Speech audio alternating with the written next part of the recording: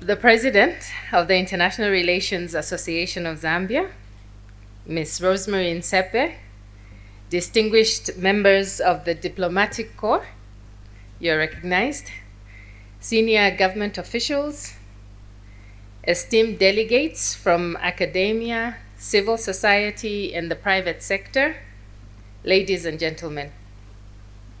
I'm deeply honored to address this distinguished gathering on behalf of the Ministry of Foreign Affairs and International Cooperation.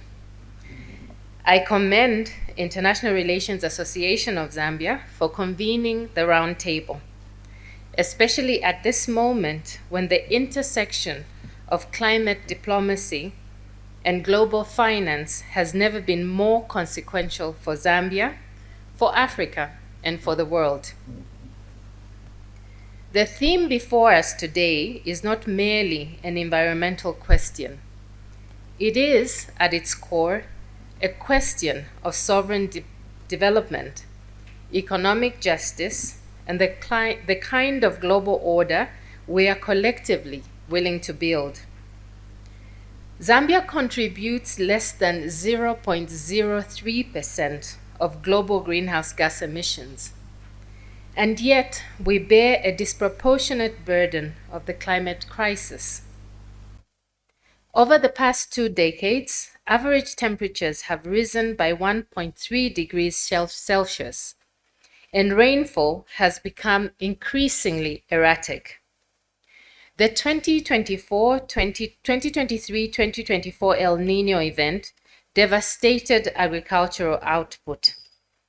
It triggered widespread shortages and pushed hundreds of thousands of our most vulnerable citizens deeper into food insecurity. This is not a distant and abstract threat. It is an experience that we lived here in Zambia. Our response as a government, under the leadership of the President, Mr. Hakainde Hichilema, has been resolute.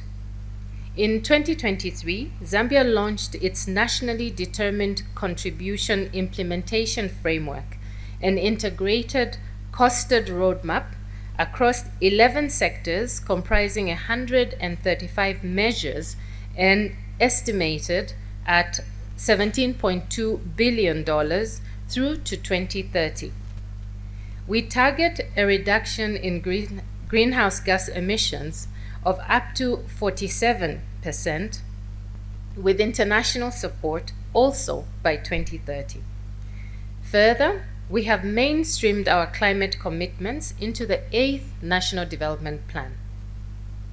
Financing remains the defining gap between climate ambition and climate action. Zambia has been deliberate in positioning itself to access multilateral climate finance. Our position is clear. Climate finance must be accessible, it must be concessional, and structured to reflect the realities of developing economies navigating debt sustainability alongside green transition. Zambia is not waiting passively. We are building bankable projects, strengthening climate expenditure tracking, and signaling through initiatives like Brand Zambia that we are open, reform-driven, and investment-ready. To the diplomats and international partners here today, we invite your governments and institutions to deepen cooperation on climate finance, technology transfer, and capacity building. To our domestic stakeholders, whole of government coordination, policy budget alignment, and the meaningful inclusion of women, youth, and communities are operational necessities, not aspirational ideals. To conclude, distinguished guests, Zambia's global position on climate is anchored in 3 convictions: that climate justice depends and demands equitable finance, that our natural endowments must serve our people's prosperity, and that Zambia will engage the world from a posture of partnership and positive neutrality.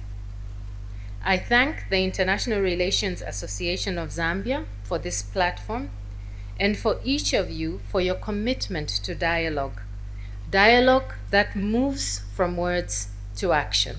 I thank you.